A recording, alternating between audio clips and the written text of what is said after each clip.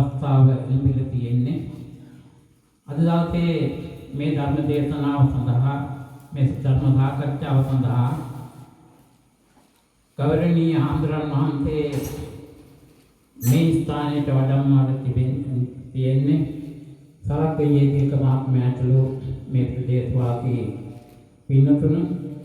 ඒ නිසා මේ අවස්ථාවේ ගෞරවනීය ප්‍රඥා මෛත්‍රී ආනන්ද ආම්දුරන් වහන්සේ වැඩම කරලා සිටින්නේ.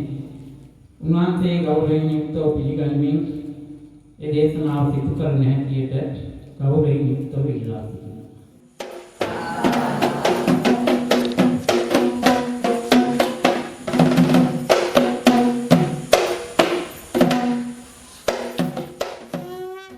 මනුෂ්‍ය කායකට පැමිණිලා කරන්න පුළුවන් උතුම්ම ක්‍රියාව කරනවා මේ මොහොතේ. අපේ නායක හාමුදුරුවෝ ඒ වගේම අපේ සරත් මහත්තයා ඇතුළු ඒ විශාල ඒ අම්මලා තාත්තලා ඔක්කොම ඔයගොල්ලන්ට ධර්ම දානයක් දෙනවා. උතුම්ම දාණය ධර්ම දාණය. ඇයි අපි මේ මනුෂ්‍ය කායකට ආවේ? ළමයි ළඟට හදලා නිකම්ම මැරිලා යන්නද? අපේ නායක හාමුදුරුවෝ වැඩ ඉන්නවා. පන්සලක් තියෙනවා. ඇයි මේවා පිටලා තියෙන ගම්වල? නේද? දාගැබ, පන්සල, වැව නේද? බෙල්ලයාය ගම එකතු වෙලා ඉන්නවා නේද? සිංහල පවුල් රැකෙනවා එතකොට. අපේ ජීවිතේ අපි අඳුනා ගන්න ඕන. ඇයි අපේ මනුෂ්‍ය කායකට පැමිණෙන්නේ? අනික බුද්ධෝත්පාද කාලෙක නේද? අපිට භාග්‍යවතුන් වහන්සේ දේශනා කරලා තියෙනවා ධර්මය. එහෙමනම් මේ ධම්මචක්කප්පවත්තන සූත්‍රය තමයි භාග්‍යවතුන් වහන්සේ මුල් වරටම පස්වක මහණුන්ට දේශනා කරේ. අවුරුදු 6ක් දුෂ්කර ක්‍රියා කරා. එක ඒකාන්තවල හිටියා. අන්න පස්වක මහණුන්ට ඇවිල්ලා කියනවා බුදු වෙලා සියලුම කෙලෙස් නැසලා උතුම් වූ බුද්ධත්වයට පත් වෙලා ඇවිල්ලා කියනවා මහණනි අන්ත දෙක අතාරින්න. මුලින්ම ඔන්න කියනවා එකක්. මොකද්ද? අන්ත දෙකක් තියෙනවා ඒක අතාරින්න. මොකද්ද මේ අන්ත දෙක? අත්ත කිල මතාන යෝගෝ කාමසු කල්යාණ යෝගෝ. දැන් ඔයගොල්ලෝ අන්තවල ඉන්නවද අතහැරලා දෙන්නේ? අන්ත දෙක අතහැරියොත් අන්න බෞද්ධයෝ විදියට නැදොම් පිළිවෙතට එනවා නේද? අපි තුන් සිත පහදවලා දානමාන දෙනවා. අපේ ලොකු ආමතුරුම අපි බලා ගන්නවා නේද? අපි හැම දෙයකටම අපි පන්සලත් එක්ක සහසම්බන්ධ වෙලා ගනුදෙනු කරනවා. හරි සතුටුයි ශාමාසිට. විශාල විශ්යක් ඇවිල්ලා ඉන්නවා. තාත්තලා ටිකක් වැඩිපුර ඉන්නවා මේ ගමේ. වෙන ගම්වල තාත්තලා අඩු අම්මලාම තමයි ඉන්නේ. මේ ගමේ තාත්තලා ටිකකුත් ඉන්නවා. ඒක සතුටුයි. තරුණ වයසේ ළමයි ඇවිල්ලා ඉන්නවා. අපිට ජීවිතේ එච්චර ලොකු කාලයක් නැහැ. අපි මනුෂ්‍ය කායකට ඇවිල්ලා තිරිසන් සත්තු කරන දේ කරලා ආපහු අපි දුකෙතියට යන්න ඕනේ නැහැ. අපිට අමාමෑණී බුදු පියාණන් වහන්සේ 84000 ධර්මස්කන්ධය දේශනා කරලා තියෙනවා. ඒවා විනය පිටක සූත්‍ර පිටක විදිහට පිරිත් විදිහට තියෙනවා. එහෙමනම් මේ ධම්මචක්කප්පවත්තන සූත්‍රය කියන්නේ සියලුම බුදුවරු බුදු වෙලා දේශනා කරන්නේ ධම්මචක්කප්පවත්තන සූත්‍ර දේශනාව. පෙර නොවැසෝ විරෝ දහමක් කියනවා. අපි මේක දැන් අඳුරනවද? පෙර නොවැසෝ විරෝ දහම දැන් අපි දන්නවද? අපි ඒක දැනගන්න ඕනේ. ජීවිතේ බෞද්ධයෝ විදියට පටිච්ච සමුප්පාදය අපි දැනගන්න ඕනේ. අපේ ජීවිතයට ගලපා ගන්න ඕනේ. එතකොටයි අම්මේ තාත්තේ අපි සුගති පදාගෙන වෙන්නේ. අපි ඒව අඳුනගමු. ටිකෙන් ටික අපි සෑම මොහොතකම ඉන්නේ අන්තික. බලන්න අපිට දුව මතක් වෙනවා, පුතා මතක් වෙනවා. අපි මොකද කරන්නේ? අවිද්‍යාව පත්‍ය සංඛාර, සංඛාර පත්‍ය විඥාන, විඥාන පත්‍ය නාම රූප සලආයතන කියලා ජාති ජරා මරණ ශෝක පරිදේව වෙනවා කියලා කොටස් 12ක් බෙදලා පෙන්නනවා. මේ සිතුවිල්ල නේද? අපිට එහෙම වෙනව නේද? පුතා මතක් වෙනවා, පුතා පිට රටේ ඉන්නේ. හිතලා බලන්නකෝ. එතකොට මොකද කරන්නේ? අනේ මොනවා කරනවද දන්නේ පුතා මේමයි කියලා ඔන්න මානසිකාරය කරනවා. මතක් වෙනවා මනදම් එකක් වෙනවා පුතා ගැන. එකම පුතා රටේ ඉන්නේ. අන්න මතක් වුණා මනදම් එකක් ආවා පුතා ගැන. ඊට පස්සේ මොකද කරන්නේ? ආපහු මනෝ සංකාර කරනවා. අපි හිතනවා. හිතලා ඔන්න ෆෝන් එක ගන්නවා. කාය සංකාර. ඔන්න රීල්ස් ගිහලා කතා කරනවා වාචී සංකාර. ඉතින් ඔන්න ජාති දරා මරණ ශෝක පරිදේ වෙනවා. එක්කෝ සතුට දුක. එක්කෝ හොඳ නරක. ඔන්න අන්තයකට වැටෙනවා. එතකොට මොකද වෙන්නේ? අපි ඒක නොදැනුවත් කරොත් අපි භවයකට කරුණ රැස් වෙනවා. සෑම මොහොතකම. ඒකයි අවිද්‍යාව පත්‍ය සංකාර කියන්නේ. ඒක සැකසෙනකොට අපි අඳුනා ගන්නවා. අඳුනාගෙන ගනුදෙනු කරනවා. කොහොමද? පුතා මතක් වෙනවා. හැබැයි ඒක මගේ ඇතුලෙන් සැකසෙන එක. ධාතු වලින් සඳහන් කරලා තියෙනවා මේ 18 ධාතුවක් ගැන. ඒකත් ඔයගොල්ලෝ දැනගන්න ඕනේ. මොකද්ද මේ 18 ධාතුව කියන්නේ? ප්‍රායෝගික ජීවිතයට වගලපලා ජීවත් වෙනකොට ඔයගොල්ලෝ අනිවාර්යයෙන්ම කෙලෙස් දුරු කරන මාර්ගයට එනවා. රාගක්කයෝ දේශක්කයෝ මෝහක්කයෝ නේද? අපිට දුරු කරන්න කියන්නේ රාග දේශ මොහොනේ. දැන් රාග දේශ මොහ තියනවා කියලා දන්නවද ඔයගොල්ලෝ? දැනෙනවද? දැනෙන්න ඕන අපිට නේද? අපි ගණන් කරන්නේ රාග දේශ මොහ කියලා. ඒක දැනෙනවා නම් තමයි වටින්නේ. බෞද්ධයෝ ඒක දැනගෙන තමයි වැඩ කරන්නේ. ඇයි ඔබ මොකද කියන්නේ කියලා අහුවොත් ඒකට උත්තර දෙන්න තවත් පරයා යනවා. ඊට පස්සේ පොලිසිය ගාන යනවා නේද? අපිට ප්‍රශ්නේ තව කෙනෙක් වචනයක් කතා කරලා දැන්නා කියලා මඟ රැකලා ගහනවා. ඒකට අපි රිටර්න් එක දෙනවා නේද? අපි බුදුහාමුදුරුවෝ එහෙම කරලා තියෙනවා. කවදාවත් අහලා තියෙනවද? දෙව්දත් ගල් පෙරනවානේ. රිටර්න් එකක් දුන්නාද? දුන්නා රිටර්න් එක නේද? ළඟට ගිහලා මහල කරලා කොහොම හරි සසර දුකෙන් මුදවන්න හැදුවා. ඒක තමයි අපේ ශාස්ත්‍රවල. එහෙමනම් එහෙව් බුදු කෙනෙක්ගේ බුද්ධ පුත්‍රයෝ ඒ වගේම ඕගොල්ලෝ බෞද්ධයෝ කොහොම ඉන්නවද ජීවිතේ? අපි භාගවතුන් වහන්සේ ආදර්ශමත් ජීවිතයක් ගත කරන්න ඕන. අපි ප්‍රතිපදාවෙන් අපේ භාගවතුන් වහන්සේ පුදන්න ඕන. නේද? අපි ප්‍රතිපදාවෙන් පුදන්න ඕන. භාගවතුන් වහන්සේ මෙතන පෙන්නනවා නිවැරදි තැන අපිට. බලන්න මේ කතාවල අඟුලිමාල ඔච්චර වෙලේ මර ඉඳලා රහතන් වහන්සේ කෙනෙක් වෙලා සසරෙන් මිදෙනවා. ඔයගොල්ලෝ ඔච්චර වෙලේ මරලා තියෙනවද? නෑ. ඇයි අපිට බැරි එහෙමනම්? ඇයි අපිට අපේ හිත අඳුනාගෙන කෙලෙස් දුරු කරන මාර්ගයට එන්න බැරි? එයාවොත් ඔයගොල්ලෝ සසර දුකෙන් මිදෙනවා. සුගති පරායන වෙනවා. නැති වුණොත් අපි මේ දඟලලා ළමයි වෙනුවෙන් ඊළඟ මේ ළඟටි මුළු පුරව වෙනුවෙන් දඟලලා මරණාසන්න මොහොතේ ඔයගොල්ලෝ කොහොමද මරණයට මුහුණ දෙන්නේ? මරුන් බමුන් දෙවියන් සිටින පුතඥ උම්මන්තක භූමියෙන් මිදුණු නිසායි මම බුද්ධ කියන්නේ කියනවා.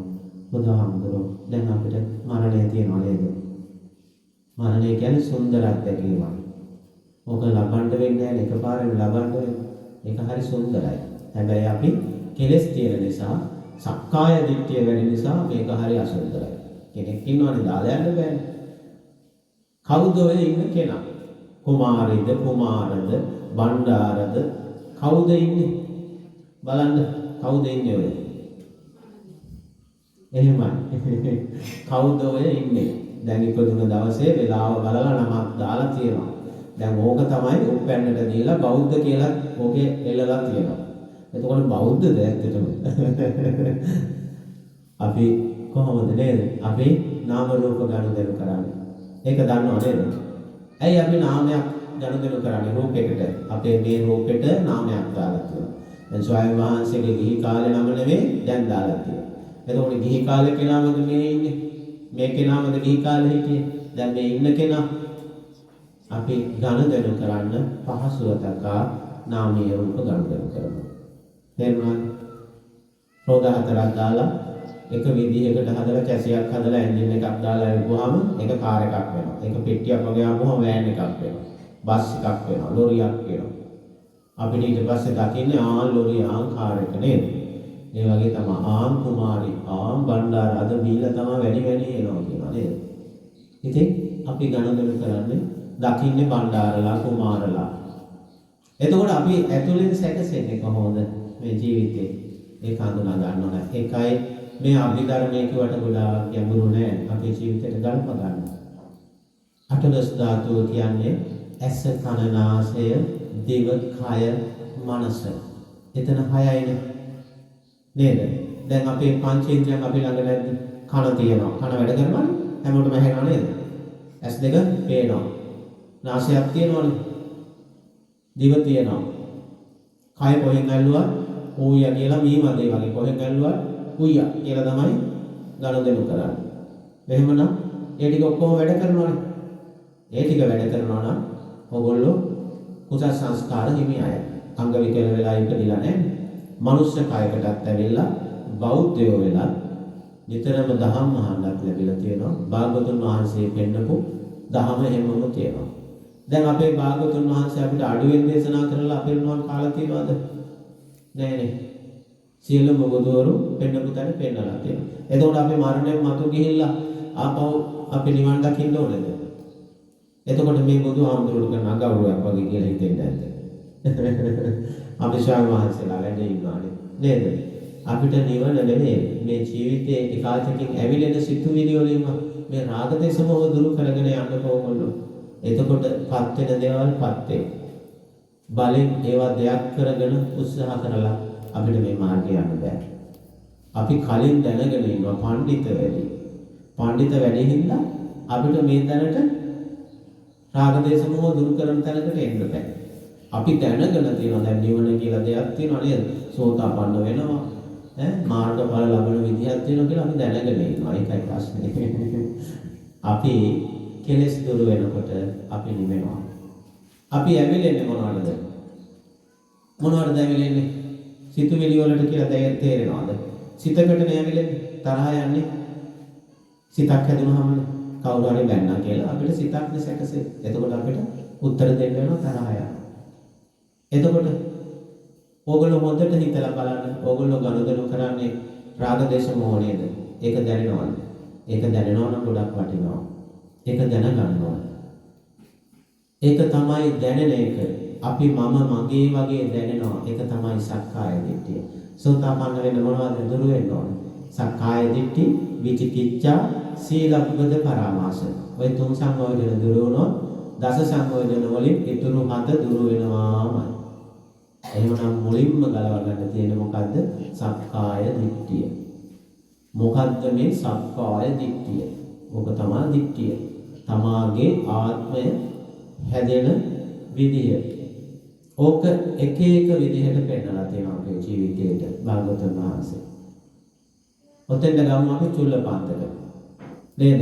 චුල්ලපාන්තක බලන්නකො. මහාන වෙන්නත් බෑ කියලා යන්න හදනවා. පාඩම් පිටින් නෑ කිසි දෙයක් බෑ. මට මේක හරියන්නේ නැහැ. භාගතුන් වහන්සේ මොකද කියන්නේ? චුල්ලපන්තකට සුදු රෙදි කඩක් දීලා පිරිමදින්න කියනවා. බලන්න මේ කොච්චර දහම ප්‍රායෝගිකව අපිට ගලප ගන්න පුළුවන්. කිසිම දැනුමක් අවශ්‍ය නැහැ. අරක පිරිමැද මැද ඉන්නකොට කළු වෙනවා. දැන් කළු කොහෙද තිබ්බේ? අත් දෙකෙන් සුදු රෙදි කෑල්ල පිරිමදිනකොට කළු වෙනවා. කළු කොහෙද තිබ්බේ? වම් අතේද දකුණු අතේද? පිරිමද පුඩසයි කලුනේ. දැන් ඕගොල්ලෝ ඔය වයසත් එක්ක පිරිමැදලා තියෙන කොච්චරවත් පිරිමදිනවා. ඇහැ පිරිමදිනවා, දිව පිරිමදිනවා, නාසය මේ ආයතන හයම පිරිමදිනවා. පිරිමදිනකොට මොකද වෙන්නේ? මම මගේ වෙලා හැදෙන ආත්මය ඔබ තමයි සක්කාය දිට්ඨිය. පිරිමදිනවා කියලා තේරෙන්නේ නැහැ උනට නේද? පුතා දකින්නකොට ඇතුලෙන් ඇවිලෙනවා නේද? ළමයි දකින්නකොට මගේ වෙලා එන්නේ. අපි ළඟින් කාලේ අපේ අම්මලා තාත්තලාගේ අම්මලා තාත්තලා කිරි අම්මලා අත්තලා මුත්තලා කාලේ අපේ පැටව ටික කියලා කියන්නේ මගේ කියලා කියෙන්නේ නැහැ ඒ කාලේ. ඒ කාලේ මගේ වචන තිබුණේ නැහැ. අපේ පැටවකෝ අපේ පුතාලා අපේ දුවලා ටික එන්න අපේ අත්තලා කිරි අම්මලා එහෙම කතා කරේ. දැන් මගේ වෙලා කතා කරනවා. මගේ වෙනකොට සකාය දිට්ඨිය. ඒ කාලේ ඒ ගොඩක් කෙලස් දුරු වුණාම අපේ ළමයි වෙන්නේ. දැන් මගේ එකා ඔකට ඉන්නේ උඹේ එකා එවන්න එපා මගේ එකා ආශ්‍රය කරන්න.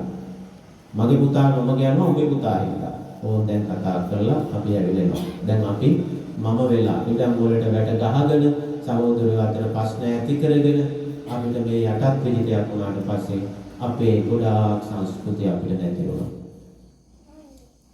අපි බලෙන් කියන්නේ කසාද බන්දලා මේ නීතියක් ගෙනල්ලා අපේ ගොඩාක් අපිට අපේ මේ නිවනින් ඈත් කරා. ඉස්සර එහෙම නෑ. ඉස්සර සහකාරියක් ගත්තොත් එයා ජීවිතයේ තියෙනකන් එයාව බලා ගන්නවා. ඒගොල්ලෝ හරි අවංක භාවයක හිටිය. කෙලස් අඩු අය දැන් කෙලස් බරිත අය. දැන් කාමය වෙනුවෙන් විතරයි කසාද බඳින්නේ. කෙනෙක්ව පාවිච්චි කරා මහත්යා හෝ නෝනා කෙනෙක් බලන්න. එයාව රැක බලා ගන්නවා නම් එයාගේ පැවැත්ම වෙනුවෙන් තමයි මහත්යෙක් ගන්න. මහත්යත් එහෙම එයාගේ අවශ්‍යතාවය වෙනුවෙන් නෝනෙක් ගන්න. අපිට එහෙම කාලයක් ඇවිල්ලා නේද? ඉස්සර එහෙම නෑ යුතුයකම් කරේ. හරි අවංකව ගනුදෙනු කරේ. එකට ජීවිතය ගෙවුවා. එතකොට පන්සලක් එක්ක ලොකු ආමුදුරොත් එක්ක හරි එකතු වෙන්න හිටියේ. ඒ කාලේ යටත් විදිහකට කලින් කාලේ අනිවාර්යයෙන්ම පුතා කසාද බඳිනකොට තාත්තා සසුන් ගත වෙනවා. එහෙම කාලයක් තිබ්බා. හොඳට හොයලා බලන්න අතීතේ. ආරණ්‍ය සේනාසනයට යනවා තාත්තා පුතා බඳිනකොට. පුතාට ඔක්කොම පවර්ලා ආරණ්‍ය සේනාසනයට යනවා. ඒ කාලේ අවුරුදු 40ක් 45ක් වෙනකොට පුතාලා ලොකු වෙලා කසාද බඳිනවා. ඒ කාලේ අවුරුදු 20න් වගේ අනිවාර්යයෙන්ම ඒගොල්ලෝ බඳිනවා තරුණ කාලෙම බඳිනවා. දැන් තමයි කැම්පස් වලට ඉර වෙලා අධ්‍යාපනයට කියලා අවුරුදු 30 කිට්ටු වෙනකම් අපි දඟලලා ඊට පස්සේ අපි ආපහු පඩියකට වැඩ කරනවා. ඊට පස්සේ අවුරුදු 50 විතර කිට්ටු වෙනවා ළමයි කඩා ගන්න ඕනේ. අවුරුදු 40 විතර නේද? අපේ ඒ රටාව වෙනස් වෙනවා. එතකොට අවුරුදු 40 වගේ වෙනකොට 45 වෙනකොට තාත්තා පුතාට බාර දීලා සසුනට යනවා. එතකොට ඒ පුතාගේ ළමයි සීයා බලන්න යන්නේ ආරණ්‍ය සේනාසනයට පන්සලට ගමේ. එතකොට පොඩි ළමයි හැදෙන්නේ පන්සල් පරිසරයත් එක්ක. එතකොට ඒ තාත්තලා මොකද කරන්නේ? තාත්තලා සසුන්ගත වෙලා ඒගොල්ලෝ අර වගකීම් નિયમિત කාලෙදී ළමයිට පවරලා ඉඩ කඩම් ඔක්කොම පාත්‍ර සූරු දරලා ඒගොල්ලෝ සසරේ සුගති පරායන වෙන්න උත්සුක වෙනවා. දැන් කොහොමද? පුතා කසාද බඳිනකොට තාත්තා පුතාට වැඩිය අඩු එක්කෙනෙක් අරගෙන බඳලා බලපුවා. නේද? එහෙම තියෙනවා කලාව ජීවිතවල බලන්න දැන් තියෙනවා. පුතා බඳිනකොට තාත්තා ඊට වැඩිය අඩු කෙනෙක් කියලා. කොහෙද බුදුදහම? කොහෙද අපේ සංස්කෘතිය? මම දැක්ක කියනවා තව අපි වයස නැහැ අපි අවුරුදු 80ක් වෙනකන් කසාද බඳින්න. ඒ නිසා තව අපිට වයස තියෙනවා අඩු බඳින්න කියලා. ඔය ගායක වහරමේ බැඳුවව දාපුවම අපේ මේ ළමයි බෞද්ධ ළමයි කමෙන්ට්ස් දාලා තියෙනවා. එතකොට මේ ළමයිට යන අදහස් බලන්න. එතකොට අපි ස්වාමීන් වහන්සේලා අපි මේ නායක හාමුදුරුවෝ ඇයි මේ තරුණ කාලේ ජීවිතේ නායක හාමුදුරුවන්ගේ මම හිතන්නේ ලොකෝ කාලයක් ඇති. වස් මම හිතන්නේ 40ක මම හිතන විදිහට පැනලා ඇති. ඉතින් ලොකෝ හාමුදුරුවන්ගේ ජීවිතේම කැප කරේ සසුන වෙනුවෙන්. කාමරාග පටික ඒවා සංසිඳනවා. ඕගොල්ලන්ට පුළුවන් මාසයක් ඇවිල්ලා ඉන්න. තරුණ කාලේ මේ ජීවිතයක් දරාගෙන ඔය කාමරාග පටික නතර කරගෙන ඒ වුණාට චූටි පොඩි වෙනසක් දැක්කොත් ලොකෝ හාමුදුරුවන්ගේ ස්වාමීන් වහන්සේ නමක්ගේ. දැන් බලන්න මේ ආරණ්‍ය සේනාසනේ මේ පන්සලේ වැඩෙන පොඩි ස්වාමීන් වහන්සේ නමක්. ඕගොල්ලෝගේ ළමයි එක්ක ස්වාමීන් වහන්සේ බලන්න කොච්චර දේවල් කොහොම හරි හිතෙන් හිර කරගෙන ධර්ම වෙනුවෙන් රැකෙනවා. ඕගොල්ලන්ගේ ළමයෙක් එහෙම රැකෙයිද? එහෙම ඉවසීමෙන් ඉඳීද? ඕගොල්ලෝ කවදාවත් වැරදි විදියට දකින්නේ ස්වාමීන් වහන්සේ නමක්. ස්වාමීන් වහන්සේලා රහත් වෙලා නැහැ. හොඳට මතක තියාගන්න. ඒ මාර්ගයේ පරිශීලනය කරන අය. ඒගොල්ලෝ පුළුවන් විදියට විනයක් එක්ක ධර්මදර විනයදර වෙලා මේක රකිනවා. ඕගොල්ලෝ රැලි වෙනකම් මේ කාමයේ හැසිරලා උදේට ඇවිල්ලා ලොකු හාමුදුරන්ගේ වැරදි කතා කරනවා. ඕගොල්ලන්ට කිසි අයිතියක් නැහැ. ස්වාමීන් වහන්සේලාගේ වැරදි කතා කරා. බුදුහාමුදුරුවෝවත් ඒක කරේ නැහැ. දැන් ඕගොල්ලෝ බුදුහාමුදුරුවන්ට යාගේ පුදුරිසා දැන් ගම්වල ඉන්නවා. අපිට විනය පිටකේ ඕනේ නැහැ නේද නායක හාමුදුරුවෝ? අපිට දැන් විනය පිටකේ ගම්වලේ තියෙනවා මේගොල්ලෝ ගාව. අපිට ඉන්න ඕන විදිහ ඇවිල්ලා කියනවා අමාරුයි.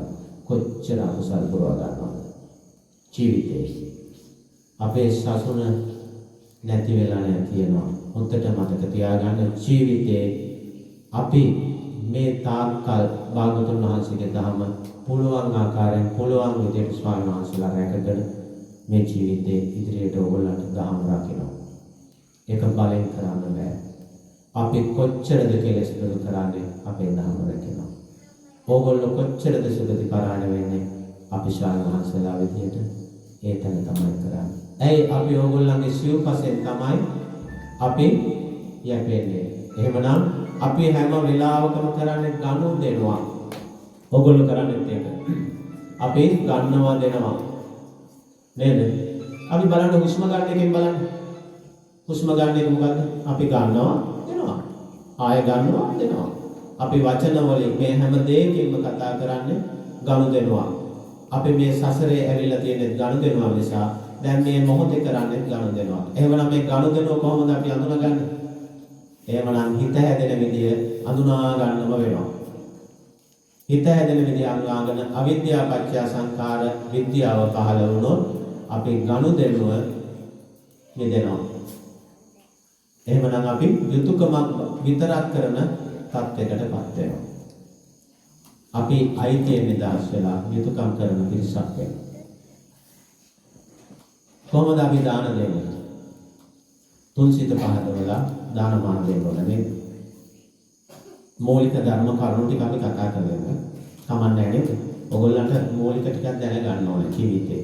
ගමක ඉන්නකොට අපේ පන්සලත් එක්ක ගනුදෙනු කරන විදිය, ධර්ම කියන්නේ මොකද්ද? ඒ කරුණු ටික මම මේ මතක් කරන්නේ ඔයගොල්ලන්ට. බෞද්ධයෝ විදිහට අපි කොහොමද පන්සල රැකගන්නේ? අපි කොහොමද ඒවට උදව් කරන්නේ? පන්සල කියන එක හොඳට මතක තියාගන්න. ඔයගොල්ලෝ නිරයට යන්නේ පන්සල නිසා, සසරෙන් මිදෙන්නේ පන්සල නිසා. දැලිපියෙන් කිරි කනවා වගේ වැඩක්. ඕගොල්ලෝ ගැටෙන්නේ ඕගොල්ලන්ගේ සසරත් එක්ක. හැබැයි පන්සල නිසාම තමයි සසරෙන් මිදෙන්නේ. චිත්තේන නියති ලෝකේ. සිත සැකසෙනකොට අපිට සසරට කරුණු එකතු වෙලා ඉඳලා. ලොකු ආම්දුරුවන්ගේ යම් කිසි මොනවා හරි වැරද්දක් දැක්කොත් ස්වාමීන් වහන්සේ කෙනෙක්ගෙන් දැක්කොත් ඒක විවේචනය වෙනකොටම ඕගොල්ලෝ භවයකට අකුසල සංස්කාර මතු කරගෙන ඉවරයි. අපිට විනයක් තියෙනවා. ලොකු ආම්දුරුව අපේ නායක ආම්දුරුවන්ට අපිට මහා සංඝරත්නය. ඒ විනයට පරිපාලව වැඩ කරොත් ඒ මහා සංඝරත්නය ඒකට සසරේ ඒවා විඳිනවා. ඒක ඕගොල්ලෝ විවේචනය කරලා ඕගොල්ලෝ ඕකේ කොටස්කාරයෙක් වුණොත් ඕගොල්ලෝ එලිලා ගිහලා එයාට එක විඳින්න වෙනවා. නේද නායක ආම්දුරුව?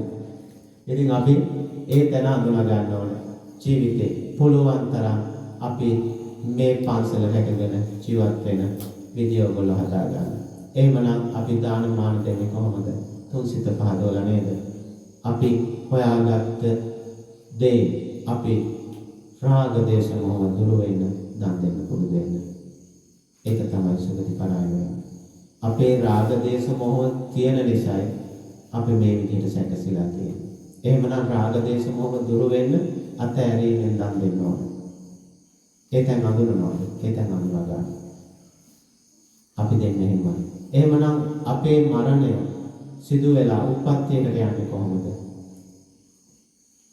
ලෝභ දේශ මොහ, අලෝභ අදේශ අමෝහ.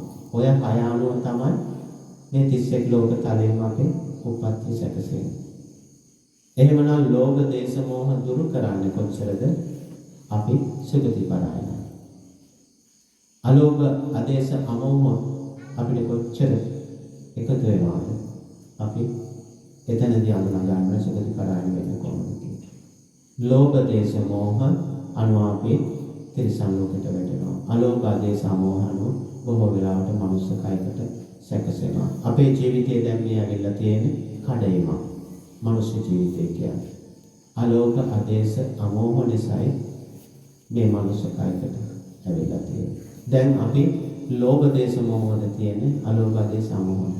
ඔය දෙක ඔය හය අතරයි අපි දෝලණය වෙන්නේ. ඔය හය අනුව තමයි අපිට මේ සසරේ ගනුදෙනු සිදු වෙන්නේ. චිත්තක්ෂණ 17දී හાર્ට් එක දුර වෙලා අපේ මරණය සිදු වෙන්න පටන් ගන්නවා. යවන්සිත 5දී අපි ආපහු භවයකට අන්තිම චුතිසිත සැකසෙනවා. ඒක හතර ආකාරයකට වෙනවා. මරණාසන්න මොහොතේ චිත්තක්ෂණ 17දී හાર્ට් එක දුර වෙලා මේ ස්නායු පද්ධතිය නතර වෙනකොට වේගාත්මක ගමනාගමනයේ හાર્ට් එක නතර වෙනකොට යවන්සිත 5දී තමයි මරණය සිදු වෙන්නේ. ඒ මරණය සිදු වෙනකොට අපිට ආනන්තරිය පාප කර්මයක් කරලා තිබුණොත් අපි මේ ආත්මේ හරි ඊගාව ආත්මේ හරි ඒක අනිවාර්යයෙන්ම පළවෙනි වෙනවා. එහෙම එකක් නැත්නම් දෙවනියට සැකසෙන්නේ අපි පුරුදු කරපු දෙයක් මතක් වෙන්න පුළුවන්. ඒක අනුව අපි ආපහු කායකට සැකසෙනවා. එහෙමත් නැත්නම් ඒ වටපිටාව අනුව ඒ මොහොතට සැකසෙන්න පුළුවන්. අපිට මේ මොහොතේ කවුරු හරි ළඟින් අඬනවා නම්, දුව අඬනවා ඇහෙනවා නම්, අපේ ප්‍රාණය නිරුද්ධ වෙනකොට ළඟම ඥාතියෙක් ඇවිල්ලා අඬනවා කරදර කරනවා වගේ ඒ මොහොතට දැනෙන එකකට උපාදාන වෙන්න පුළුවන්. ඒකයි ඒ කාලේ පින්පොත කියන්නේ කියලා තිබුණේ. අපේ පරණ අපේ අත්තලා කිරියම්මලාගේ කාලේ තිබුණ පින්පොත. පන්සලට ගිහුවා ඒ ගණදෙනු කරපුවා පොතක ලියලා අන්තිම කාලේ ඔක හවසට කියවනවා. අන්තිම කාලේ මරණාසන්නවට කිට්ටු වෙනකොට පින්පොත තමයි කියුවේ. ඇයි ඒ පුරුදු කරපු දෙයක් මතක් වෙනවා. එතන සුගති පරායන නිසා. දැන් කරන්නේ අපි කෑර ගහනවා නේද? අපි දැන් බොහෝ වෙලාවට මරණාසන්න මොහොතේ අපි මොන දුන්නොත් අනේ අම්මේ තාත්තේ කිරියම්මේ කියලා අපි කෑර ගහනවා. කවදාවත් ඒක කරන්න එපා. එයාට නිදහසේ මොහොත සැකසෙන්න දෙන්න යමතරට. එහෙම වුණොත් ඒ චිත්තය වෙනස් වුණොත් කොච්චර පින් කරලා තිබුණත් ආපහු අපි ළඟ සැකසෙන්න පුළුවන්. තිරිසන් ලෝකවල වැටෙන්න පුළුවන්. ඒකයි එහෙම කියන්නේ. ස්වයං වහන්සේ කෙනෙක් අර කාමෙක් වෙලා ඉපදුණා කියලා අහලා තියෙනව නේද? සිවුරට ආසාවෙන් ඉඳලා ඒ සිවුර මතක් වෙලා සිවුරේ කාමෙක් වෙලා ඉපදෙනවා. බලන්න හිතේ තියෙන භයානකකම. මේ චිත්තය මේ හිත අඳුනා ගන්න එකයි. පටිච්ච සමුප්පාදේ කොටස් 12කට බෙදලා අපිට පෙන්වුවේ ඒකයි. මේ හිත කියන දේ හරිය භයානකයි. එහෙමනම් අපි තුන්වෙනි ක්‍රමය මොකද්ද? මරණයෙන් මතු උපත්තිය සැකසෙන්නේ අපිට ඒ වටපිටාව අනුව සැකසෙන්න පුළුවන් චුතිසිත. එහෙම නැත්නම් හතරවෙනි එක තමයි කොහේවත් නැති එකක් අපිට සැකසෙන්න පුළුවන්. ඔන්න ඔය ස්වීප් හතර තමයි අපිට ඇදෙන්නේ. එහෙමනම් අපිට කියලා තියෙන්නේ මොකද්ද? සම්මා දිට්ඨියටපත් වෙන්න. ආර්ය අෂ්ටාංගික මාර්ගය තුල ජීවත් වෙන්න.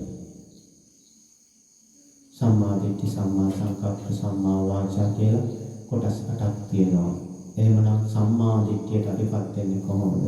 සම්මා දිට්ඨියටපත් වෙන්න අපි අන්ත දෙක අතාරින්න ඕනේ. භාගතුන් වහන්සේගේ මුල්ම දේශනාවේ පෙන්නනවා අන්ත දෙක අතාරින්න. ඊට පස්සේ මොකක්ද කියන්නේ? ආර්ය අෂ්ටාංගික මාර්ගය ගැන සඳහන් කරනවා. එහෙමනම් සම්මා දිට්ඨියට අපිපත් වෙන්නේ කොහොමද? අපි සම්මා දිට්ඨියටපත් වෙන්න නම් අපි සම්මා දිට්ඨිය කියන්නේ මොකක්ද? යහපත් දැක්ම. අපිට යහපත් දැක්මක් ඇති කරගන්න පුළුවන්ද රාග දේශ මොහ ගණන් කරනවා? බැහැ.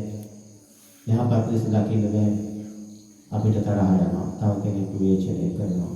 අපි බොහෝ වෙලාවට අපේ කෙලෙස් අනුව තව කෙනෙක් හසුරවන්න තමයි අපි try කරන්නේ. තමාගේ අවශ්‍යතාවය අනුව තව කෙනෙක් හසුරවන්න හදනවා නේද? ඒක තමයි. ඉතින් කොහොමද සම්මා දිට්ඨියට එන්නේ? එහෙමනම් අපි මේ සැදෙන සිත සතිය කියන්නේ සිහිය අඳුනා ගන්න. සිහිය තියෙන්නේ මොකටද? රාග දේශ මොහානෝ මේ හිත සැකසෙන එකට. දැන් වැටහෙනවද එතන? මොනවා හරි දැන් ඔතන ප්‍රායෝගික ජීවිතේ මේක ප්‍රායෝගිකව ගලප ගන්න මොනවා හරි ගැටලු තිබුණොත් දැන් කතා කරන්න පුළුවන්. දැන් අපි කොහොමද අන්තික දෝල්ලේ වෙන්නේ? දැන් අපිට බලන්න කනට ඇහෙන ශබ්දය දැන් බල්ලෙක් කියලා ඔක්කොටම ආවනේ. දැන් සමහරුන්ට දැනෙන්නේ නැති මේ බල්ල කරදරේ බලනකොට අපිට ඇහෙන්නේ නැහැ කියන එක කියලා එනවා. තාත්තා නැගිටලා යනවා එළවන්න. ඕක තමයි දැන් සැකසෙන විදිය. අපිට ඒ දැනෙන්නේ නැහැ. අපි ඇතුලේ ඒ ශරණයක් තුල සද්දේ එනකොටම බල්ලෙක් වෙලා අපිට දැනෙන්නේ. ඔක වේගයක් තුල වෙනවා. ඔක තමයි සංඥානුසංකරය. දැන් ස්වාමීන් වහන්සේගේ මේ කටහඬට වැඩිය මේ ධර්ම කරුණවලට වැඩිය බල්ලව ඇතුලෙන් සැකසුණානේ. ඔක්කොටම නේද?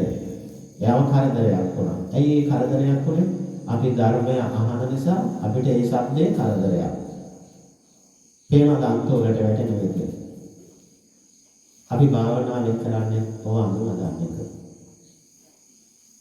අපි මේ හිතක් හැදෙන විදිහ අඳුනා ගන්නවා. විදර්ශනා භාවනාව කරන්නේ ඒක. අපිට කොහොමද හිතක් හැදෙන්නේ? දැන් කනට ඇහුන නිසානේ බල්ලෙක් වුනේ. ඇහැට පේන නිසා දැන් මෙතන බලන්නකො ශබ්ද තරංගයක්, වර්ණ තරංගයක් මුසු වෙලා දැන් ඔයගොල්ලන්ගේ චිත්ත තරංගයක් සැකසෙනවා. ක්ෂණයක් පාසා මේ වචනයක් අකුරක් පාසා ඔයගොල්ලන්ගේ ඇතුලෙන් සිතුවිලි හැදිලා මේ භාෂාව සංවේදනය වෙනවා. දැන් මම ඉංග්‍රීසියෙන් කිව්වොත් එහෙම නැත්නම් දෙමළෙන් කිව්වොත් චීන භාෂාවකින් චෛත්‍යයෙන් ගලා කිව්වොත් ඔයගොල්ලන්ට සැකසෙන්නේ නැහැ. ඇතුලෙන් සැකසෙන්නේ. මෙලොව දෙයක් තේරෙන්නේ නැහැ කියලා විතරයි සැකසෙන්නේ. තේරෙනවද?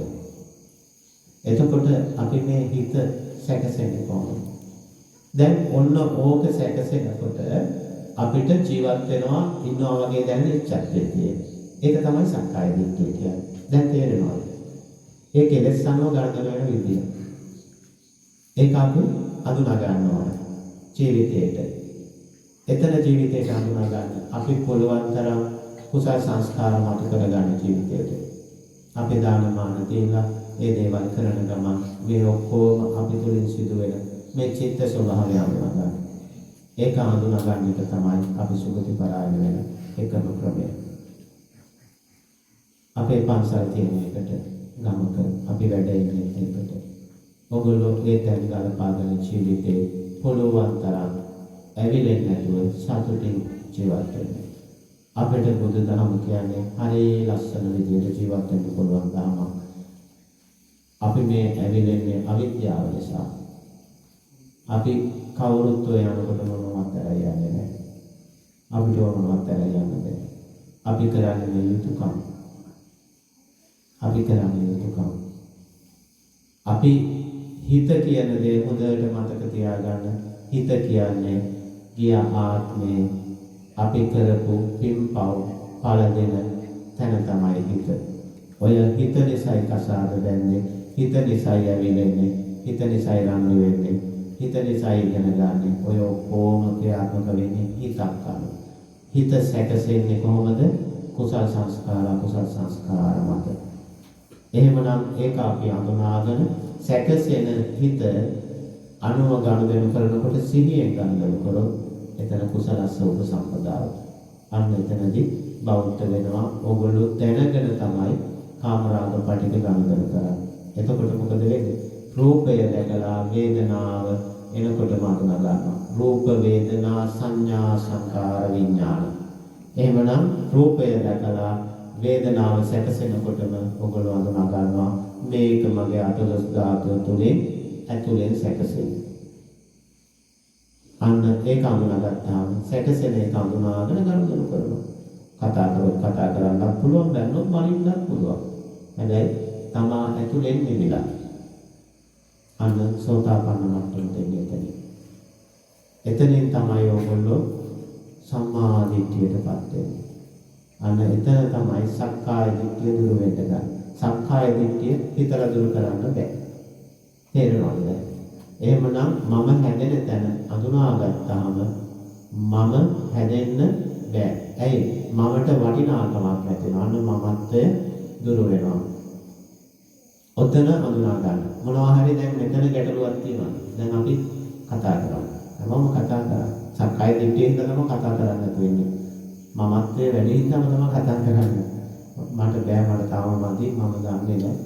මට ලැජ්ජයි අනිත් අය දැනගනින් මගේ මට්ටම කියලා. ඕක තමයි සක්කාය දිට්ඨිය. ඒක නිසායි කතා කරන්නේ නැත්තේ. අපි තාත්තලා එහෙම ගියා නේද? ගිහිල්ලා ඔය ගල දහම කතා කරලා ආවා. ගොඩක් වටිනවා තාත්තලා ගොඩක් උත්සුක වෙනවා. ජීවිතේ අපිට මේ මනුස්ස කයක අපිට රැඳෙන්න තියෙන ටික කාලයක්. ඒකයි භාගතුන් වහන්සේ කිව්වේ හිස ගෙනගත්තත් නිවෙන්න කලින්, නිවන්න කලින් ධර්මය තුළ ප්‍රායෝගික වෙන්න කියලා. දැන් ඔයගොල්ලෝගේ හිස ගෙනි අරන් තියෙනවා. ළමයා වෙනුවෙන්, මහත්තයා වෙනුවෙන්, මුළු ගුරුවෝ වෙනුවෙන් ඕක නිතරම ගෙනි ගන්න ඉන්නේ. ඕක නිවන්න උත්සුක වෙනවා. ඇයි? ගේ හදන්න උත්සුක වෙනවා, තට්ටුවක් ගන්න, ඊට පස්සේ වාහනයක් ගන්න, ඊට පස්සේ තව අල්ලපු ඉඩම ගන්න. ඕක ගෙනි අරන් ඉන්නේ. ඒවා නෙවෙනවා නෙවෙයි, තව එන්න වැඩි වෙනවා, ඇවිලෙනවා. සල්ලි හෙවුවොත් තව හොයන්න හිතෙනවා. ඉතින් ඇවිලෙනවා. එතකොට ඒවා නිවනවා කියන්නේ ආපහු ඇවිලෙනවා කියන එක තමයි. අපිට කවදාවත් ඇති වෙන්නේ නැහැ. ලංකාවේ මහා භාණ්ඩාගාරෙම එක්කෙනෙකුට දීලා බලන්න කොහෙත් ඇති වෙන්නේ නැහැ. නැව් අරගෙන, ෆ්ලයිට් අරගෙන රටවලුත් මිලදී ගන්න බලන ඒත් නැහැ. ඒක තමයි. අපිට ඒවා නිවනවා කියන්න බෑ. රාග දේශ මොහ හැදෙන තැන අඳුනගෙන තමාගේ මමත්වයේ මේ සක්කාය දිට්ඨිය අඳුනගත්තාම ඕවා කිසි දෙයක් අදාළ නැහැ. අන්න එතන ඒකයි ධර්ම තුල ප්‍රායෝගික වෙන්නේ. කිව්වේ චක්කුම් උදපාදේ කියන්නේ එතන. එහෙමනම් චක්කෝ කියන්නේ මොකද්ද? දැන් මෙච්චර කතා කරේ මේ චක්කුව. ධම්ම ඇස. එහෙමනම් ධම්ම ඇසකින් අද ඉඳන් ගණන කරන්න. පුළුවන්ද? ධර්මයෙන් දකින්න. සෑම සිතක්ම සැකසීලා ගණන කරන එක දහමෙන් දකින්න, දහමට ගලපන්න. අන්න දහමට ගලපනකොට චක්කුම් උදපාදේ ඥානං උදපාදේ. අන්න ඥානය පහළ වෙනවා. සිහිය අවදි වෙනවා. සිහිය සතිය. සිතුවිලිත් එක්ක ගණන කරන්නේ මේ මගේ කෙලෙස්. සිත කියන්නේ කෙලෙස්මයි. අරමුණ කියන්නේ හිතමයි. හිත කියන්නේ කෙලෙස්මයි. අන්න කෙලෙස් අඳුනා ගන්නවා. එහෙමනම් චක්කුම් උදපාදේ ඥානං උදපාදේ. ඔක දැනුමකට බෑ ප්‍රායෝගිකව පරිවර්තනය වෙන්න ඕනේ. ප්‍රතිපදාවේ. එහෙමනම් අන්න ඥානං උදපාදේ. ඊට පස්සේ ප්‍රඥා උදපාදේ. මොකද්ද ප්‍රඥාව? ප්‍රඥාව කියන්නේ මේ මායාව අඳුනා ගන්නවා.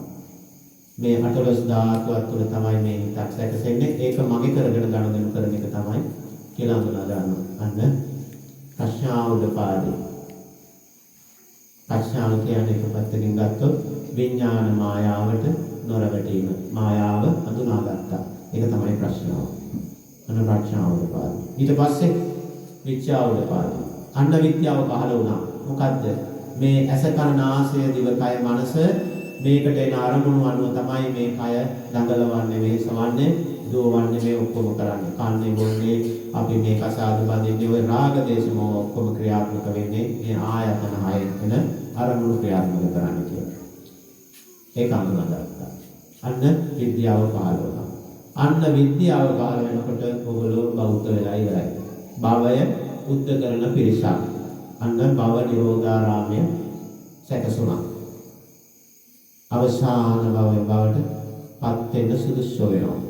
එහෙමනම් අවිද්‍යාව පත්‍ය සංඛාර, සංඛාර පත්‍ය විඥාන, විඥාන පත්‍ය නාම රූප සලආයතන කියලා පස්සට කරුණු 12කට කියපු එක අවිද්‍යාව ගැලවුණා. විද්‍යාව පහළ වුණාම ඊතුරු කරුණු 11ම බිඳ වැටෙනවා. ඊතුරු 11 ගැන හිතන්න දෙයක් නැහැ. එහෙමනම් මොකද්ද කරන්න තියෙන්නේ? 18 ධාතුව තමා තුලින් ප්‍රත්‍යක්ෂ කරගන්න තමයි තියෙන්නේ. පුළුවන් ද කරගන්න? අමාරුද? ඒ කණ ඇහෙනවා නම් ඔය ටික වැඩ කරනවා. සෑම මොහොතකම වැඩ කරන්නේ නැති වෙලාවක් නැහැ. ඔක වැඩ කරනවා. කම්මල වගේ නිතරම වැඩ. කනට සිතුවිල්ලක්, නාසයට සිතුවිල්ලක්, දිවට සිතුවිල්ලක්, කයේ කොහෙටත් සිතුවිල්ලක්. ආයි මගේ කකුල අත කියලා නේද? එහෙම නැත්නම් හොඳ ක්‍රමයක් තියෙනවා සක්කාය දිට්ඨිය දුරු කරන්න. ડોක්ටර් කෙනෙක් ගාවට ගිහලා ගහගන්න ඉන්ජෙක්ෂන් එකක් සීන ඇති වෙයි. සක්කාය දිට්ඨිය නේ. ඔක කවුරු මොනවා කරත් ගන්න අදාළ නැහැ. නර්ස්ලා, ડોක්ටර්ස්ලා ඔක කපලා කොටලා ඒක කරලා මෙහෙට කරලා මහලා ඔපරේෂන් කරලා දාන ඇදට. දාපුවම ඔන්න සීරිය එනකොට මගේ පුතාලා කෑව දුන්නලා මට දැන් මේ වතුර ටිකක් දියල්ලා ඔන්න පටන් ගත්තා කියලා. ඊට මේ පොල් ගහ කැඩුවද දන්නේ අර අල්ලපු ගෙදර එක ඔගේ පොල් කඩනවා ඔබලා ඒක දැක්කද? ඕවා තමයි එන්නේ සීරිය එනකොට. ඒ වගේ තමයි මරණසන්න මොහොතේ. ඔය අරමුණක් ආපු ගමන් පොල් ගහේම සැකසෙනවා කියලා කුරුමියෙක් වෙලා. තාත්තා පොල් කනවා බලපුවම කුරුමියෙක් වෙලා ගිහිල්ලා පොල් ගහට ආස කරනවා. එහෙම තමයි සැකසෙන්නේ. සංකාරෝපපති සූත්‍රයේ තියෙනවා ඒ තාම කොහොමද සැකසෙන්නේ කියලා. දැන් තේරෙනවද හිතේ තියෙන භයානකම? එතන වැටෙනවද? ජීවිතය ඔක්කොම නිවැරදි විදිහට භාගතුන් වහන්සේ දේශනා කළා තියෙනවා. අපිට දේශනා කරන්න ඉතුරු කරලා නැහැ. පැහැදිලිව මුත්තට සූත්‍රවල හැමතැනම 84000 ධර්මස්කන්ධයම දේශනා කරලා තියෙනවා. අපිට තියෙන්නේ ජීවිතයට ගලප ගන්න විතරයි. අපි ගලප ගන්න තැන අපි ඔයගොල්ලන්ට කියලා දෙනවා මෙහෙම ගලප ගන්න කියලා. මේ පියවරෙන් පියවර භාගතුන් වහන්සේ මනාකොට දේශනා කළා තියෙන මේ ධම්සප්පවතුන් සූත්‍රය. මුලින්ම අන්ත දෙක අතරලා යන්න ඕන නිවැරදි ප්‍රායෝගික මාර්ගය තියෙනවා. අපි සත්‍යයන්ගේ නම් වලින් අල්ලගෙන නගනවා. නේද? අද ඉඳන් ඔයගොල්ලෝ බුදුදහම කියන්නේ ඔයගොල්ලෝ තුල තියෙන සබා දහමත් එක්ක ඔයගොල්ලෝ ගනුදෙනු වෙන විදිය ඔයගොල්ලෝ තුලින් ගවේෂණය කරා. එතකොට ඔයගොල්ලන්ගේ ආසාවක් යන අනිය තමයි අවදි වෙන්නේ රාග දේශ මොහාන. මොනවා හරි දැන් උතන ගැටලු තියෙන කතා කරා. මොනවා හරි ප්‍රශ්න තියෙන ප්‍රායෝගිකව අඳුනා ගන්න. හිත දැනෙන ස්වභාවයකට ගනුදෙනු කරන්න. හිත තමන්ට සැකසෙන එක දැනෙන්නේ නැත්තම් සිහිය අවදි කරගන්න මොනවා හරි ක්‍රමයක් අපි යොදා ගන්නවා මුලින්ම. මොකද දැන් වේගයක් තුළ ඔයගොල්ලෝ ගනුදෙනු කරන්නේ හිතක් කියලා ඔයගොල්ලන්ට දැනෙන්නේ නැහැ. එහෙන් දඟලනවා මෙහෙන් දඟලනවා ඇතුලේ අනෙක් කුළු මේ හරකෙක් ඉන්නේ. ඕක කියලා තියෙන සූත්‍රයක සත්තු 6 දෙනෙක් නැටි 6කින් බැඳලා අතෑරුවාම බලගතු එක අතුරු 5 දෙනා ඇදලා.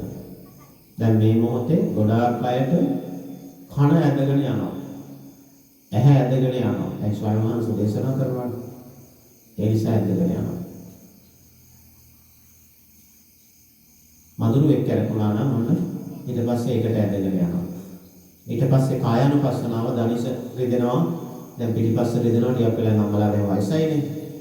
නේද? එතකොට ඔන්න ඉරියව් වෙනස් වෙනවා. ඒකට ඇදගෙන යනවා. ඒකල ආපහු කනට එනවා. ඔය වගේ සංඥා විසංකරණයක් වෙනවා. ඔන්න ඔක දැනෙනවා.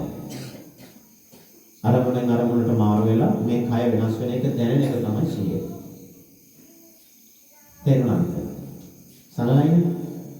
නේද? ජීවිතේ සරලයි. ඔන්න ඔක දැනෙන විදිහට ගණන් කරා. රාග දේශ මොහානුව දැනෙන විදිහට ගණන් කරා. රාගෙත් එහෙමයි. පංචශීලයේ රකින්න. පංචශීලයේ රැකගෙන ඔගොල්ලෝ ඒවා විඳින්න. විඳිනකොට සිහියෙන් විඳින්න. එතකොට ඔයගේ වටිනාකම් දුර වෙයි. ඔයාට එච්චර වටිනාකමක් නැහැ. දැන් අසීනියෙන් ඔයා රාග දේශ මොහ ගණන් කරන නිසායි ඒක නැවත නැවත ඕන වෙන්නේ. ඒක තමයි තියෙන ප්‍රශ්නේ. සිහිය නැතුව අසීනියෙන් විඳින නිසා තමයි අපි සසර යන්නේ. පටිච්ච සමුප්පාද ක්‍රියාවලිය අපි හරියට අඳුනාගත්තොත් අවිද්‍යාවෙන් මිදුණොත් අපි මේ සසර දුකෙන් මිදෙනවා.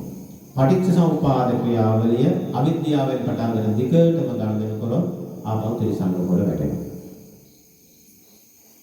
ඒකයි අවිද්‍යාවෙන් පටන් ගන්න කරුණු 12කට බුදුහාමුදුරුවෝ පෙන්වන්නේ අපිට. ඉතින් අපිට බලන්න මේ තැන් ස්වයංභූ ඥානයේ බුදු කෙනෙක් සකසා ගන්න එකේ බුදු කෙනෙක් කියන්නේ. මේ තැන් අපිට නිකමලවත් ඉදලා තියෙනවා මෙච්චර පොතපතේ ස්වාමීන් වහන්සේලා දේශනා කරලා අපිට මේක දැනෙන්නේ නැහැ. එතකොට මේ තැන ස්වයංභූ ඥාණයෙන් හොයාගන්නවා කියන්නේ මේ ආත්මය හැදිලා මේ ආත්මය නිසා මේ සක්කාය දිට්ඨිය ඊට පස්සේ විචිකිච්ඡාව සීලබ්බත පරාමාස මේ දස සංයෝජන වලට බෙදලා දීලා අනේ දෙයිනේ බලන්න දැන් අපිට වෙලා තියෙන්නේ මේක ගලප ගන්න බෑ. ඒ වුණාට බලන්න ඕන කතා කරලා අපිට වැඩි බෞද්ධයෝ නැහැ. නේද? කතා කරොත් තර්කයක්මයි මේක කොහොමද මෙතන තියෙන්නේ මේක මෙහෙමයි වෙන්නේ කියලා ගන්න කරා. මොකද ඒ වෙලාවේ ඒකත් අපේ මාන්නය. මාන්නයකට සැකසෙලා. මොක තමයි අපිට තියෙන ප්‍රශ්නේ. අපේ නිවැරදිව මේ තැන හඳුනගන්න. නිවැරදිව මේ තැන හඳුනා ගන්න. ඔයගොල්ලෝ පටිච්ච සමුප්පාද දේශනා පුළුවන් තරම් අහන්න. මේ රාග විනය, දේශ විනය, මෝහ විනය ගණන් කරලා මේ කරන දේශනාව ඔයගොල්ලෝ අනුගමනය ජීවිතයට ගලපලා අපිට ඉච්ඡර කාලයක් නැහැ. මේ මනුෂ්‍ය කය අතාරින්න පාලේසිය මල මුත්‍රා පිට වෙලා අතාරින්න පවවලු. බෞද්ධයෝ කවදාවත් මල මුත්‍රා පිට කළා මේ කය අතාරින්න. බෞද්ධයෝ උපරිම ආත්ම හතයි සැරිසරන්නේ මෙදෙනවා. බෞද්ධයෝ නම් ඔබලෝ දක්ෂ වෙන්න කෙලස් දුරු කරන මාර්ගයට පවුල නිවෙනවා, තාත්තා නිවෙනවා, අම්මා නිවෙනවා, ළමයි නිවෙනවා. මේම නිවෙන්න ගත්තාම අපේ පවුල් හැම එකක්ම නිවෙයි. අපිට පොලිසි වැඩකුත් නැහැ, ඒකවල ප්‍රශ්නක් නැහැ. නායක හඳුරුවන්ට හරි නිදහස් එතකොට ප්‍රශ්න නැහැ. නේද? ජීවිතේ නිර්වාණ සෝය කියන්නේ අපි මරණයෙන් මතු ලබන එකක් නෙවෙයි. ජීවත් වෙන්න ලබන අන්ත දෙක අතරලා මැදුම් පිළිවෙලට ආව ඕගොල්ලන්ට එතනයි සතුට තියෙන්නේ. භාගතුන් වහන්සේ එකයි කියන්නේ මම චූටි හරි සැප සතුටක් තියනවා නම් මම පටිච්ච සමුප්පාදය දේශනා කරන්නේ නැහැ. චුට්ටක්වත් නැති නිසා ඕගොල්ලෝ ඔය ඔක්කොම ඉන්නේ දුකක, ඔය වේදනාවක ඉන්නේ. වේදනාව තමයි අපි දුක සැප කියලා අන්ත දෙකකට දාලා ගන්නවා. ඔය ඔක්කොම දැනීමක් වේදනාවක්. ඒක අපේ කෙලෙස් අනුව අපි ඒක දුක හෝ සතුට කියලා අල්ලන්නේ. ඇයි මෙච්චර ඇඳුම් තියෙන්නේ අපිට? ටී-ෂර්ට් වර්ග කීයක් තියෙනවද? බලන්න අපි මේ ඇඳුමක් වෙලදී ගන්න ගියොත් අපේ කාන්තාව පක්ෂයේ ඊට පස්සේ පිරිමි අය වුණා කොච්චර ඕක ගලප බලනවා. ඇයි ඒ? හේතුව මොකක්ද? අපේ කෙලෙස් ස්වභාවය. කෙනාට වෙනස්.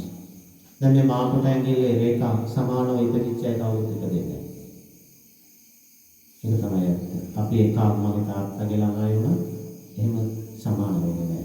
අපි සසර ගනුදෙනුවකට ඉපදුණු පිරිස. අපි මනුස්ස කයකට ඇවිල්ලා තියෙන කුසල සංස්කාර සම්පූර්ණ නිසා. ඒක හොඳට මතක තියාගන්න. හැබැයි කෙනාගේ කුසල සංස්කාර වෙනස්. කෙනා සසරෙන් ගෙන ආපු කුසල සංස්කාර වෙනස්. එක සමාන වෙන්නේ නැහැ.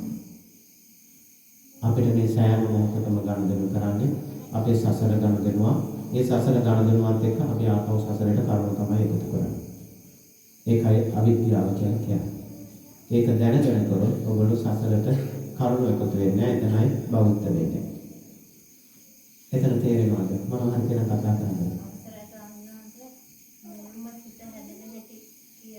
එහෙමයි. මුලින්ම අපිට සිතක් සැකසෙන්නේ බලන්න ප්‍රභාස්වර ළමයි.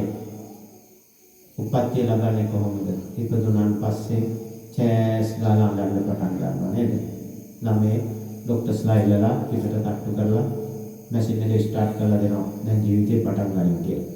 ඇන්ඩ්‍රොයිඩ් නැත්නම් ටිකට් කපන්නෙත් නෑ කියනවා නේද? වම්බලා ගන්නවා.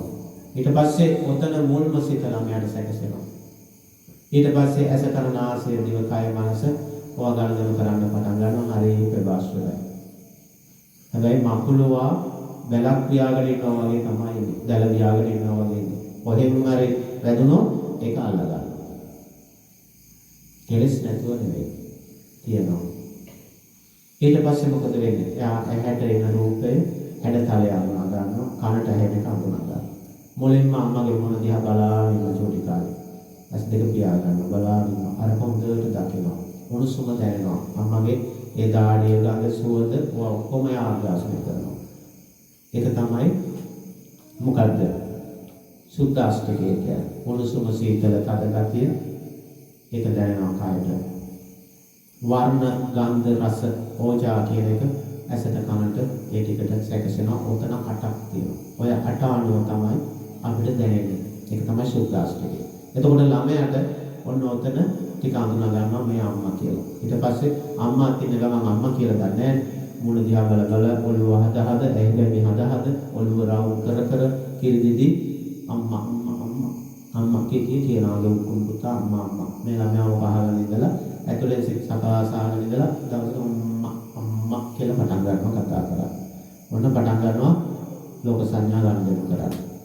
ඊට පස්සේ අපි ළමයාට පොල් ගහ කොස් ගහ කිරිය අම්මා තාත්තා කිය ඔක්කොම නාම රූප ටික දානවා. ටිකක් ලොකු වෙනකොට අහනවා බලන්නකො ඒ පුතේ හරකා මූ එළ හරකා මේ හරකා. ඇයි අම්මා ඒකට මේ හරකම කියන්නේ? ඒකට මේ හරකා නිසානේ අපෝ මේ හරකා කියන්නේ කියලා ඉතින් ළමයාට සැර කරනවා. ඉතින් කියන්න බෑනේ. ඇයි අම්මලා දන්නේ නැත්නම් මේ හරකා කියන්නේ? අම්මට කලින් ඉගෙන ගත්ත මේ හරකෙත් කියලා තියෙන්නේ. ඉතින් ඔක තමයි අපි. එතකොට ඒ ළමයාට කියන්න පුළුවන් පුතේ අපි ඒ සතාට ගනුදෙනු කරන්න නාමයක් දාලා දෙනවා මේ හරකා කියලා. පුතාටත් වෙන නමක් දාලා තියෙනවා. එහෙමනම් අපි ගනුදෙනු කරන්නේ නාම රූප පුතේ ඒ හඳුනා ගන්න ගනුදෙනු කරන්නේ කියලා කියන්නේ. බුද්ධහමනෝ ඒවා කියලා දෙනවා ළමයි. ඒ සිත් සැකසෙන දෙන්නේ. ඊට පස්සේ ඒ ළමයා දකින්නේ මේ හරකමයි. එහෙම නැත්නම් වේලා හරකා තාත්තා අම්මා විදිහට තමයි සැකසෙන්නේ. ඒක තමයි මුලින්ම සිතක් හැදුනාම ඒක බලගෙන වෙන විදිය. ඊට පස්සේ දකින්නේ කෙලින්ම අපිට ඒ වස්තුව නාමයක් විදියට. තේරෙනවද? දකින්නකොටම දකින්නේ මේ තාත්තා දැක්කද? නෑ. මෙතන තුනක් වැයෙනවා. මොකද්ද වැයෙන්නේ තුන? ඔබ තමයි අටලොස් ධාතුව කියන්නේ. ඇහැ තියෙනවා, හැඩතලය වැටෙනවා, තාත්තා කියලා හිත සැකසෙනවා. තුනයි. තේරුණාද? කන තියෙනවා, කම්බරේ එළවෙනවා, කම්පණය, රුප්පණය කියලා කියන්නේ. ඇහැට රුප්පණය වෙනවා, කනට රුප්පණය, රුප්පණය කියලා මේක කියන්නේ. එහෙමනම් කන තියෙනවා, කම්බරේ එළවෙනවා, අඳුනා ගන්නවා ස්වාමීන් වහන්සේ දේශනා කරනවා කියලා. මේ වචනේ ඇතුලේ සිතක් සැකසෙනවා. තේරෙනවද? නාසය තියෙනවා, ගන්ධය එනවා, පිච්ච මල් වෙනවා. දිව තියෙනවා නේද? පරිප්පු වෙනවා, චිකන් වෙනවා. ඔය ඔක්කොම අර එන ෆීලිං එකට නාම රූප ගනුදෙනු කර කර මේ අගල් කාමාරකට සිතුවිලි හදාද ඉරනවා.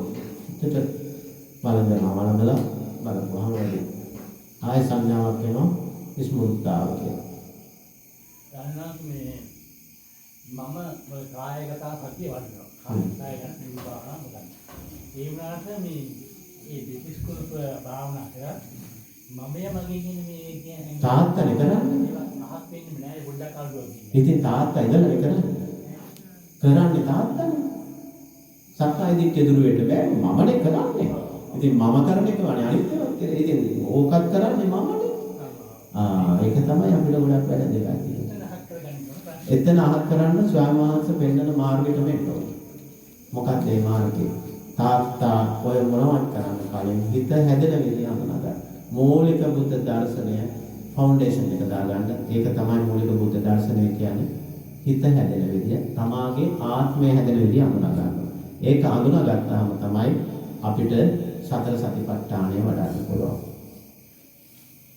කායානුපස්සනා, වේදනානුපස්සනා, චිත්තානුපස්සනා, ධම්මානුපස්සනා. කය අනුව කයට දැනෙනවා, කය අනුව බැලෙනවා. කායානුපස්සනා. කයට දැනෙනවා කියන්නේ වේදනානුපස්සනාත් එතනමයි. ඔය දෙක අඳුනා ගන්න. චිත්තානුපස්සනාව කියන්නේ ටිකක් ගැලවෙන්න කල යනවා. ඒක ටිකක් ගැඹුරුයි. ඇයි? වේදනාව දැනෙන්නේ සිතට. කායානුපස්සනාව, වේදනානුපස්සනාව දෙකම සැකසෙන්නේ සිතට. සිත ගාමයි සිහිය තියෙන්නේ. මන ධම්මෙන්නේ පොතේ. එකට තියෙන්නේ. මම අහක් කරන්න බෑ ජීවිතේට අහක් කරන්න. මම කියන එක අහක් වෙන එක. අහක් කරන්න හදන මම ඉන්නවද? එතකොට අපි නිකන් පොර බලනවා. මල්ලෝ පොර තරගයක් තියෙන තාත්තා ඉඳලා මමයක් එක්ක පොර බලනවා. එතකම් දැන් මම තමයි. මෙතනදී අපිට දැනෙන ස්වභාවයෙන් ඉන්නවනේ තාත්තේ. දැනෙන ස්වභාවය කියන්නේ මෙතනදී තාත්තා අටලොස් ධාතු අඳුනා ගන්න. මාලිය දේව රහතන් වහන්සේගේ කවසාම අපේ ලිඛිත අන්තිම රහතන් වහන්සේ තමයි මාලිය දේව රහතන් වහන්සේ. වට්ටාරමදී වැඩ ඉන්නකොට ස්වාමීන් වහන්සේ කෙනෙක් විදිහට අම්මා කෙනෙක් වස් වලට ආරාධනා කරනවා. මාලිය දේව ස්වාමීන් වහන්සේ පිළිගන්නවා වස් වලට ආරාධනාව පිළිගන්නවා. පිළිගෙන පවදා පිළිද පාතේ වරිනකොට අහඹ ලෙස මේ අම්මගේ ගෙදරට තමයි ගිහිල්ලා තියෙන්නේ. හරි දුප්පත් පැලා. මේ අම්මා දම් කොට ටික සූරලා පාත්‍රයට බෙදා. මාලිය දේව ස්වාමීන් වහන්සේට ලොකු ශ්‍රද්ධාවක් එනවා. මේ අම්මා කොහොමද මාස 3ක් වස් කාලේ මාව බලාගන්නේ? අම්මට පුළුවන් මට නෙමෙයි මේ බලාගන්නේ. අම්මා මේ සසර දුකෙන් මිදෙන්න කුසල් සංස්කාර මතු කරගන්න තමයි මේ මාව බලාගන්නේ. මං සුදුසු දෙයකට කියලා අන්න මාලිය දේව ස්වාමීන් වහන්සේගෙන් විමසනවා. ඇතුලේ නිවන් දකින්න අයගේ චිත්ත ස්වභාවය හරිය වෙනස්. ඒගොල්ලෝ හරිය අවංකයි. ඒගොල්ලෝ සීලයක පිළිපදලා ඉන්නේ. සීලයක් තියෙනවා ඒගොල්ලෝ උපත්තියම තියෙනවා. ඊට පස්සේ මේක දරා ගන්න බෑ. භාගතුන් වහන්සේ පෙන්නපු තැන් මෙතන තියෙනවා. අපි සසර ගනුදෙනුවක් කරන්නේ. එහෙමනම් සසර ගනුදෙනුවෙන් මිදෙන්න නම් මම හිත හැදෙන විදිය අඳුනාගෙන මේ දේ අනිවාර්යෙන් මාර්ගඵල ලබන්න ඕනේ. සම්මාදිට්ඨියට එන්න ඕනේ. එතකොට අම්මට කුසල් සංස්කාර මත වෙලා සසලෙන් මුදවන්න පුළුවන්. අන්න වස්වලට වඩිනවා. වැඩලා බලන්නේ අටලොස් ධාතු තමයි. මොන තාත්තත් ඒක කරන්නේ. හිත හිතා ඔය එකක්වත් සිතුවිලි වලින් ගණන් කරන්න බෑ. සිත හිතා කරන හැම දෙයක්ම අපේ සසර යනවා. සිහියෙන් ගණන් කරන්න කොච්චරද අපි මිදෙනවා නිවනට තමයි පිටුලේ. සිතුවිලිත් එක්ක ගණන් කරන්න කොච්චරද සසර යනවා. සිහියත් එක්ක ගණන් කරන්නේ කොච්චරද අපි මෙතනින් මිදෙනවා. එහෙමනම් මාලිය දේව ස්වාමීන් වහන්සේ වස්වලට වැඩියා වස්වස්වා ඒ මොහොතේ වස්වසපු මොහොතේ ඉඳන් අටලොස් ධාතුව තමා තුළින් අඳුනාගත්තා. විදර්ශනා භාවනාවේදී කනට ඇහෙන ශබ්දය කපුටෙක් වෙනවා. කුරුල්ලෙක් වෙනවා. කවුරු හරි කෙනෙක්ගේ නමක් වෙනවා. බැලුවා. කනට ඇහෙන ශබ්දේ ඇතුලේ තමාම නාමීය රූපයක් ගන්න කරනවා. අන්න චිත්ත රූපයක් සැකසෙනවා. බැලුවා. මොකක්ද මේ? කමුඩ කියලා නෑ කමුඩ කියලා. ඒක බාහිර සත්‍යයක්. එතකොට මම ඇතුලෙන් සකසන කපුට කියලා. ගත්ත ගලන් ගිහිල්ලා ගැහුවොත් කපුට ගන්නෙත් නෑ මේ මොන පිස්සෙද්ද? උට ගානක් නෑ අපිට කරදරයක් කරලා උයලවනවා. එයි අපි ඇතුලේ සැකසෙන එක අන්න කන අඳුනගත්තා. විදර්ශනා කරන විදිය කන අඳුනගත්තා. කය අනුව බලනවා කන. නාසය ගන්ධය සැකසෙනකොට ඇතුලේ හිත හැදෙන එක අඳුනගත්තා. ඇහැ රුප්පණය වෙනවා. හැඩතලයේ වැටෙනකොට රුප්පණය වෙනකොට ඇතුලෙන් සකස ගන්නවා. මේ මහත්ය මේ ගහ නාමීය රූපයක් අන්න චිත්ත රූපේ සැකසෙනවා දැක්කා. ප්‍රත්‍යක්ෂ කරා. මේ වගේ 18 ධාතුම ප්‍රත්‍යක්ෂ කරගත්තා. ප්‍රත්‍යක්ෂ කරගත්තාම මලිය දේව ස්වාමීන් වහන්සේ සම්මාදිට්ඨියටපත් වෙනවා. සෝතාපට්ඨිය ලබනවා. සෝතාපන්න වෙනවා. අනාර්ය අෂ්ටාංගික මාර්ගයේ ආර්යවරයෙක් වෙනවා. ආර්යයන් වහන්සේ නමක් වුණා. මොකද්ද? සම්මාදිට්ඨියටපත් වුණා. කය අනුව හිත සැකසෙන විදිය අඳුනාගත්තා. දැන් තේරුණාද? ඕක තමයි ඒකායන මඟ. වෙන මඟක් නෑ තාත්තේ. අන්න ඒක අඳුර ප්‍රායෝගිකව ඒ තැනට එන්න ඕනේ. ඒක අඳුනාගත්තා. ඊට පස්සේ සෝතාපන්න වෙලා එතනදී මේක සැකසෙන කෙලෙස් අනුව තමයි මේක ඇතුලෙන් දඟලන්නේ. ඒ සැකසෙන හිත කපුටා කියන හිත සැකසුනාම ඒකට ආපව මානසිකාරය කරනවා. වචී සංකාර කාය සංකාර කරනවා. සෝ කියනවා ගලක් කරන් දානවා. අන්න ආපව හිතලා මනෝ සංකාර කරලා වචී සංකාර කරලා ගලක් කරන් දානවා කාය සංකාර. ඔය තුන තමයි අපි සෑම මොහොතකම කරන්නේ. අපිට මුලින්ම එන්නේ මේ ආයතන හයේ අරමුණ. අරමුණ කියන්නේ හිතම. ඒ හිතට අපි ආපව මනෝ සංකාර, වචී සංකාර, කාය සංකාර කරනවා. ඔය තුන කරනවා. ආයත එකින් එකට දඟල් පුරු කෑදනවා වගේ සිත් පරම්පරාවකට ගණ දෙනු කරනවා දිගින් දිගට. ඔක තමයි රණ්ඩු වෙනවා කියන්නේ. ළඟ තියෙන එකකින් ගහලා දානවා වචන පැටලුන ගමන් කම්පණය පිට වෙන්න බෑ. වේගය පිට වෙන්න ආවුන ගමන් උඩු නඩි ගන්න. බත් ගානේ ගහලා ඇති මහත්යක් සමහරවල් මහත්ය අම්මට. දීලා ඉල්ල කනකොට රහණ යනම්මන කියලා ගාව තරහ ගිනවා මරක ගාව උඩු දැන් ගාලා තියෙන වෙනස් සම ඒක තමයි හිතුව. කොහෙද අටලුස් ගාවේ දුක. කායික ගතාසතිය ඔක්කොම වඩන ඔසලගින් නැස්ස යන්න බෑ තරහ යනවනේ සමහරවල්. ඒවා දුරු වෙන්නේ නැහැ. ඒවා අපි ඉන්න කම විතරයි. දුරු වෙන්න නම් මේක ප්‍රායෝගිකව ප්‍රත්‍යක්ෂ වෙනවා. දැන් අතර තේරුණාද එතන? තේරුණාද කියතොත් දැන් එතන අඳුනගන්න. ඊට පස්සේ මේක මනසක් බැලුවා. මන ධම්ම එනවා. මනසට ආපුවම ආපව මනසිකාරය කරනවා. අපි වචී සංකාර කාය සංකාර සිදු වෙනවා. ඔය ටික අඳුනගත්තා. ඊට ධාතුව තුළින් කාය ක්‍රියාත්මක වෙන විදිය අඳුනගත්තා. අන්න එතනදී සමාධියට ආවා. මේ කෙලෙස් සමෝගාගෙන කරන විදිය අඳුනගත්තා. ඊට පස්සේ සුද්ධාස්තිකය ආපෝ තේජෝ වායෝ පඨවි කියන ස්වභාවයයි වර්ණ ගන්ධ රස ඕජා වර්ණය හැට ගන්ධේ නාසයට ඕජාව කනට ඒ ටික අඳුනගත්තා. 8යි. සුද්ධාස්තිකය කියන්නේ බාහිර තියනවද නේ අපිට දැනෙන විදිය. අල්ලපුවාම තද ගතියක්, උෂ්ණයක්, අපපුවාම රසක් ඇයට වර්ණයක්. ඒක අපි අඳුනගන්න විදිය. සුද්ධාස්තිකය තමයි අඳුනගත්තා. එතකොට ඇතුළයි පිටතයි අන්ත දෙකම මිදුණා. අනාගාමී ඵලය එහා අරිහත් වෙනවා. කෙලස් ටික දුරු වෙනවා එතකොට කාලයක් යනකොට. එතකොට අන්තිම දවසේ අම්මා එනවා ඊළඟපස්සේ කුරුත් ඇරගෙන අවශ්‍ය 5ට විතර වැඳලා ඊළඟපස්සේ පූජා කළා. ස්වාමීන් වහන්සේ මම මාස 3ක් මගේ යුතුයකම් මට පුළුවන් විදියට කළා. මට හරි සතුටුයි කියනවා. එතකොට මලේ දේව රහතන් වහන්සේ නම මේ ටික ඔක්කොම අටලොස් ධාතුව අඳුනාගෙන සුද්ධාස්තිකය අඳුනාගෙන සියලුම කෙලෙස් නැසලා අරිහත් ලැබලා හිටියේ. ඊළඟපස්සේ පිළි අරගෙන අම්මව දීලා දැන් අම්මා යනවා වැදලා. ඊට පස්සේ මලේ දේව රහතන් වහන්සේ කියන අම්මා වාඩි වෙන්න. අපි ධර්මයේ ටිකක් කතා කරමු. කියලා අම්මට ටිකෙන් ටික දක්ෂකවතුන් සූත්‍රයේ අන්ත දෙක ගැන කියලා දෙනවා වගේ පහදලා දෙනවා. අම්මේ වෙන්න මෙහෙමයි හිත හැදෙන්නේ මේ අන්තයකට වැටෙන්නේ මෙන්න මෙහෙමයි වෙන්නේ. අම්මා ගන්දම කරන්නේ මෙහෙම මේ කම්මකට. එක තැන පහදලා දෙනවා.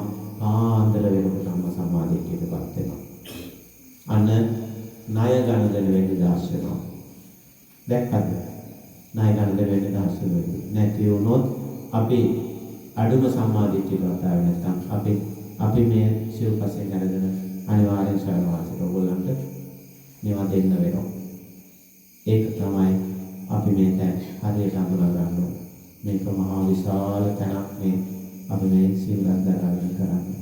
එසේ මෙසේ තැනක් නෙවෙයි. ඔයගොල්ලෝ දුක් මහන්සි වෙලා ගාඩිය මහන්සියෙන් උපයන දේ තමයි අපි බලගන්නේ. එහෙමනම් අපේ තියෙන එකම යුතුයකම භාග්‍යවතුන් වහන්සේගේ දහම අපි පරිශීලනය කරන ගම කෙලෙස් දුර වෙන මාර්ගය ඔයගොල්ලන්ට කියලා දෙන්න. එහෙම නැත්නම් අපිට මේකෙන් මිදෙන්න බෑ. අපි ආපහු සසර දුකට වැටෙනවා. දැන් තාත්තට දෙන තේරුම්